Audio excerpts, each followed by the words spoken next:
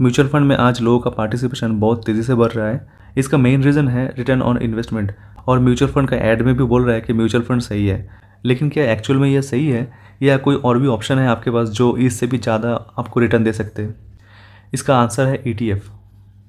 तो ETF के topic शुरू करने से पहले हम लोग थोड़ा म्यूचुअल फंड को देख लेते हैं। इसके लिए हम लोग यूज़ करेंगे टिकटैप वेबसाइट। यहाँ पे आप बहुत इजीली म्यूचुअल फंड को फिल्टर आउट कर सकते हो। जैसे लेफ्ट में आप देख सकते हो बहुत सारे ऑप्शन है यहाँ पे फिल्टर करने के लिए। तो सिंपली कैटेगरी के अंडर आप देख सकते हो डिफरेंट टाइप का म्यूचुअल फंड्स यहाँ पे है, जैसे commodity, debt, equity, hybrid, others. तो अगर आप इक्विटी को सिलेक्ट करोगे, इनडायरेक्टली आप स्टॉक मार्केट को सिलेक्ट कर रहे हो, क्योंकि इक्विटी के अंदर में बहुत सारे ऑप्शंस है, जैसे large cap fund, flexi fund, focused fund, thematic fund, mid cap, small cap. तो डिफरेंट सेगमेंट्स है यहाँ पे। अगर आप पूरा इक्विटी को सिलेक्ट कर रहे हो तो पूरा इक्विटी के अंदर जितना भी फंड्स है यहाँ पे म्यूचुअल फंड्स, वो सारे राइट साइड पे यहाँ पे आ जाएगा, ठीक है। और अगर आप चाहते हो कोई सिलेक्टेड कोई फंड को आप चूज़ करने के लिए, तो आप उसको भी चूज़ कर सकते हो, जैसे लार्ज कैप, फ्लेक्सी, फोकस्ड। तो उतना ही म्यूचुअल फंड्स आपको यहाँ पे दिखाएगा। तो म्यूचुअल फंड सिलेक्शन तो एक डिफरेंट टॉपिक है, उसके ऊपर मैंने ऑलरेडी वीडियो बना चुका हूँ, तो वो आप देख सकते हो। लेकिन म्यूचुअल फंड सिलेक्ट करने के लिए एक बहुत ही इंपॉर्टेंट क्राइटेरिया है एक्सपेंस रेशियो, जो यहाँ पे आप देख सकते हो। तो एक्सपेंस रेशियो को डिटेल्स में जानने के लिए आप गूगल पे टाइप कर सकते हो व्हाट इज़ एक्सपेंस रेशियो। तो यहाँ पे आपको दिखाएगा कि यह क्या है, मतलब थियोरेटिकली यह क्या है। लेकिन आप सिर्फ इतना जान लो कि एक्सपेंस रेशियो जितना ज़्यादा होगा उतना आपके लिए यह डिसएडवांटेज है, और जितना कम होगा वो उतना अच्छा है। तो इसको थोड़ा अच्छे से समझने के लिए हम लोग यहाँ पे ऐसे करते हैं कि सपोज़ आप हर एक महीना सेव कर रहे हो 1000 रुपये का, और कोई म्यूचुअल फंड का एक्सपेंस रेशियो है 1%। तो ये जो 1000 रुपये आप इन्वेस्ट कर रहे हो, उसमें से एक्सपेंस रेशियो के हिसाब से वो कंपनी आपका जो इन्वेस्टमेंट है उसमें से 10 रुपये काट लेगा, और उसके बाद जो 990 है वही आपको आपका पोर्टफोलियो में ऐड होगा। तो ये है आपका एक्सपेंस रेशियो। तो एक्सपेंस रेशियो को आप यहाँ पे इसको फिल्टर आउट करने के लिए आप इसके ऊपर क्लिक कर सकते हो। यहाँ पे आप देख सकते हो कि कुछ म्यूचुअल फंड का एक्सपेंस रेशियो 2.65 भी है। तो आप सोच सकते हो कि हर एक इन्वेस्टमेंट में अगर 2.65% ये म्यूचुअल फंड का जो कंपनी ये काट ले तो कितना ज़्यादा होगा। ऐसा भी नहीं कि जो म्यूचुअल फंड का एक्सपेंस रेशियो 0 है, मतलब एकदम ही कम है, वो अच्छा है। तो एक बैलेंस होना चाहिए। तो लगभग ये 1% या 1.5% या 0.5 इसके बीच ही रहता है जो अच्छा म्यूचुअल फंड्स है।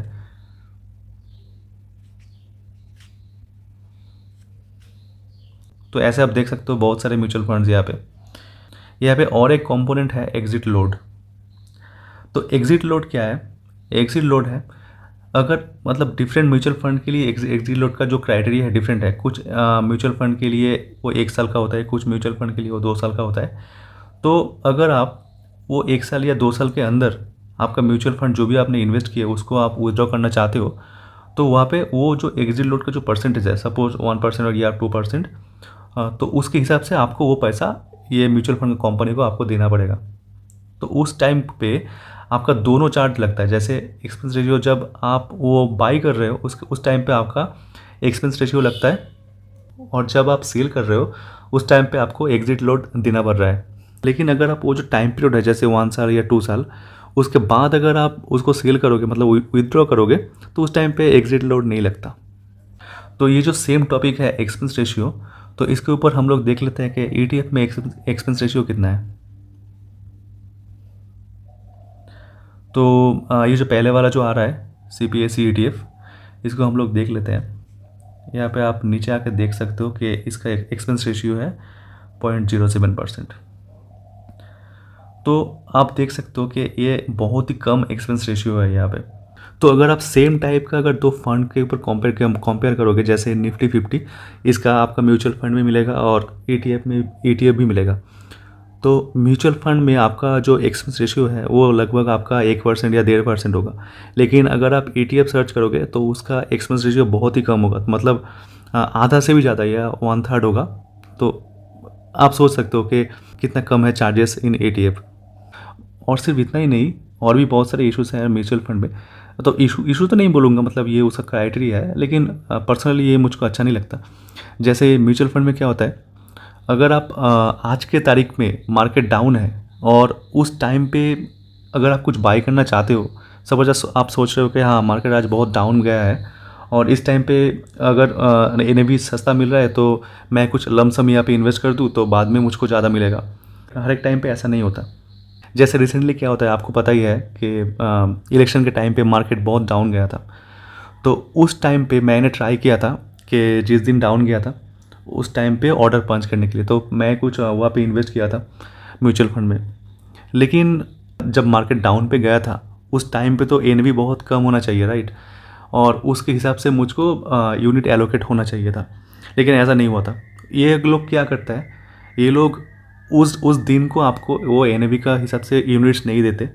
वो क्या करते हैं, नेक्स्ट डे का जो मार्केट जहाँ पे क्लोज होगा उसके हिसाब से जो NAV है उसके हिसाब से दे दिए थे। तो मुझको पता नहीं कि ऐसा क्यों हुआ था, लेकिन बहुत बहुत लोगों के साथ ऐसा हुआ था।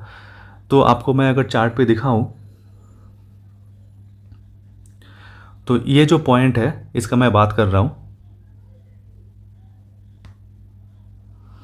तो उस दिन पे यहाँ पे मार्केट आया था, राइट। तो मैं इस कैंडल का बात कर रहा हूँ, तो यहाँ पे इस दिन मार्केट बहुत नीचे गया था। इस टाइम पे आप म्यूचुअल फंड के अलावा अगर आप ETF के ऊपर अगर आप पैसा लगाते तो जो भी पॉइंट आपको चाहिए था उस पॉइंट पे भी आप यहाँ पे बाई कर सकते, और नेक्स्ट डे आप देख सकते हो कि मार्केट कैसा ऊपर गया था। तो ये जो पूरा प्रॉफिट है ये पूरा प्रॉफिट आप निकाल सकते।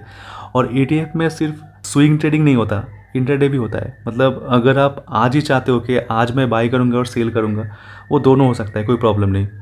लेकिन म्यूचुअल फंड में ऐसा नहीं होता। म्यूचुअल फंड पे हर एक दिन का अंत में एक NAV का कैलकुलेशन होता है और उसके हिसाब से आपका जो भी यूनिट वगैरह जो भी होगा आपका वो आपको एलोकेट कर दिया जाएगा। लेकिन जैसे कि मैंने पहले भी बताया कि ये मैनेज करता है कोई एक कंपनी, तो वो लोग ठीक से काम करता है कि नहीं वो तो पता नहीं, कि मार्केट अभी बहुत नीचे है, इस टाइम पे अगर हम लोग इतना यूनिट एलोकेट कर देंगे तो यूज़र का बहुत फ़ायदा होगा।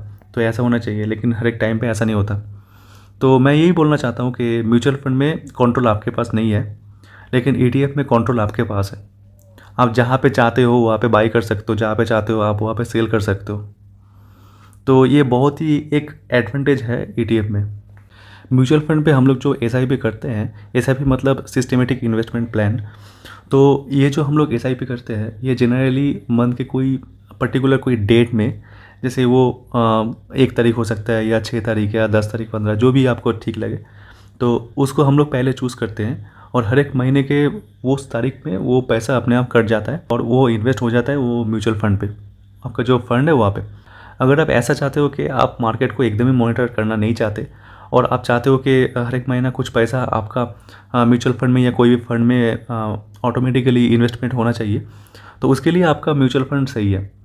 क्योंकि हर एक महीने के कोई डेट में ये अगर इन्वेस्टमेंट हो जाते हैं तो जनरली बैलेंस आउट हो जाता है। मतलब इस महीने अगर मार्केट ऊपर है, नेक्स्ट मंथ में मार्केट नीचे है, तो इसका एक बैलेंस आउट हो जाता है। लेकिन ETF के लिए आपको थोड़ा मॉनिटर करना पड़ेगा। और ETF का बेनिफिट ये है कि आप यहाँ पे म्यूचुअल फंड का जो भी बेनिफिट्स है ये सभी आपको यहाँ पे मिल जाएगा, और एडिशनली आपको यहाँ पे फुल कंट्रोल मिलेगा। एक्सपेंस रेशियो ये तो आपको यहाँ पे कम ही मिलेगा, लेकिन आप जब चाहोगे आप इसको बाय कर सकते हो, सेल कर सकते हो, आप यहाँ पे SIP भी डाल सकते हो। मतलब जो पैसा आप म्यूचुअल फंड पे डाल रहे हो मंथ के कोई भी डेट पे, वो अगर सेम ही पैसा आप हर एक मंथ पे थोड़ा सा देख के मार्केट को अगर आप इन्वेस्ट करो तो म्यूचुअल फंड से बहुत ज़्यादा आपको यहाँ पे रिटर्न मिलेगा। और यहाँ पे एग्जिट लॉट का कॉन्सेप्ट भी नहीं है। मतलब आप जब चाहो इसको बेच सकते हो और इसके लिए कोई पैसा आपको ज़्यादा देना नहीं पड़ेगा जो म्यूचुअल फंड पे है। तो अगर मैं इसको समराइज़ करूँ तो म्यूचुअल फंड उन लोगों के लिए अच्छा है जो मार्केट को उतना देखना नहीं चाहते, लेकिन हर महीना कुछ ना कुछ इन्वेस्टमेंट करना चाहते हैं सेफली, तो उन इन्वेस्टर्स के लिए म्यूचुअल फंड सही है। लेकिन अगर आप चाहते हो कि म्यूचुअल फंड से ज़्यादा आपको रिटर्न चाहिए सेफली और फुल कंट्रोल चाहिए, एक्सपेंस रेशियो कम होना चाहिए और बहुत डाइवर्सिफाइड पोर्टफोलियो होना चाहिए, तो उसके लिए ETF आपके लिए बेस्ट है। तो आप अपने हिसाब से कोई भी चूज़ कर सकते हो, म्यूचुअल फंड या ETF। मैं पर्सनली ETF को प्रेफर करता हूँ और दिन ब दिन मैं इसके ऊपर जो इन्वेस्टमेंट है मेरा वो थोड़ा इंक्रीज़ कर रहा हूँ। तो आप अपने हिसाब से कर सकते हो। अगर आप मार्केट को ज़्यादा टाइम देना नहीं चाहते तो आप म्यूचुअल फंड कर सकते हो, या आपके पास थोड़ा टाइम है, मतलब दिन के 20 मिनट या ऐसा कुछ, उतना भी नहीं चाहिए, लेकिन फिर भी अगर आप इतना भी दे सकते हो तो आपके लिए ETF बेस्ट है। और ये बहुत एकदम ही सेफ़ है। स्टॉक में जैसे ये एक कोई भी कंपनी जीरो हो सकता है, ETF जीरो नहीं होगा, राइट। तो इसके लिए ये भी एक प्लस पॉइंट है ETF के लिए। तो आप अपने हिसाब से कोई भी एक को चूज़ करके आप इन्वेस्ट कर सकते हो। तो आज के लिए बस इतना ही, फिर मिलता है कोई नया वीडियो लेके। अगर आपको ये वीडियो अच्छा लगा तो please like, share and subscribe. Thanks for watching.